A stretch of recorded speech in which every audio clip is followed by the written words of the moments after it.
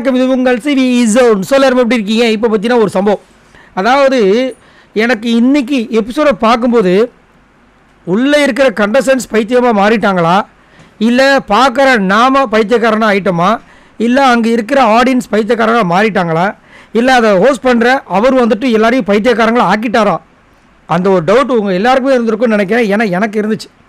ஏன்னா அவர் ஒரு கேள்வி கேட்குறாரு, அதுக்கு உள்ளே இருக்கிறவங்களாம் பதில் சொல்கிறத பார்க்கும்போது ஒரு பைத்தியக்கார டாக்டருக்கு பைத்தியம் முடிச்சா அந்த பைத்தியக்கார டாக்டர் யார்கிட்ட போய் வைத்தியம் பார்க்குறதுக்கு போவோம், அந்த மாதிரி ஒரு மாதிரி ஒன்று வரும் பாருங்க, அந்த மாதிரி ஆகிப்போச்சு. இஷ்டத்துக்கு சொல்கிறாங்க.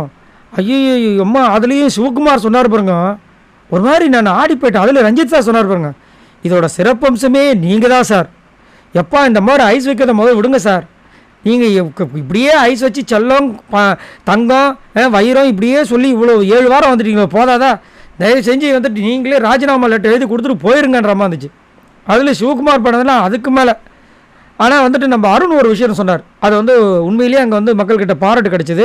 விஜய் சேதுபதியும் பாராட்டு பண்ணியிருந்தேன். என்னென்னா இந்த ராஜாராணி டாஸ்க்கு எல்லாமே சூப்பராக போச்சு, நல்லா போச்சு. அது மட்டும் இல்லாமல் பிரஜைகளாக வந்துட்டு நம்ம அருண்குமார், முத்துக்குமரன், அதுக்கப்புறம் ஆர்ஜே ஆனந்தி, அதுக்கப்புறம் நம்ம விஜய் விஷால் இப்படிலாம் இருந்தாங்க.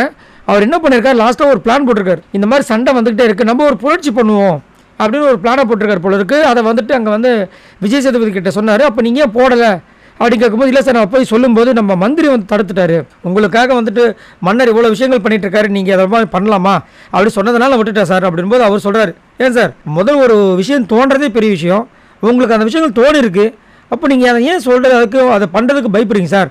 நீங்கள் ஒரு விஷயம் பண்ணுறீங்கன்னா அதை தடுக்கிறதுக்கு ஒருத்தன் பண்ணிட்டு தான் இருப்பான், அது தடுக்கிறதுக்கு ரெடியாக இருப்பான். நீங்கள் அந்த மாதிரி இருந்தீங்கன்னா வேலைக்காக சார், உங்களுக்கு தோணுச்சுன்னா பண்ணிவிடுங்க, என்ன ஆகிட போகுது உங்களுக்கு, நல்லா யோசிச்சு பாருங்கள் சார். கிட்டத்தட்ட 50 நாள் ஆகிப்போச்சு சார், இன்னுமே வந்து நான் பண்ணுறதுக்கு இதை கேட்கணும் அதை கேட்கணும் நினைக்காதீங்க சார், நீங்கள் பண்ணுங்கள் சார், என்ன சார் ஆகிப்போகுது பண்ணுங்க சார் அப்படின்னு சொல்லிட்டு. பட் நினச்சிங்களா அதுவே ஒரு நல்ல விஷயம் அப்படின்ற மாதிரி சொல்லும்போது இந்த பக்கம் மக்கள் வந்துட்டு செம்மையாக கைத்தட்டு கொடுத்தாங்க. பட் நம்மளுக்கும் தோணுச்சு, செம்ம ஐடியாவாக இருக்குது, அருண் பண்ணியிருந்தால் இன்னும் நல்லா இருந்திருக்குமோ அப்படின்ற மாதிரி தோணுச்சு.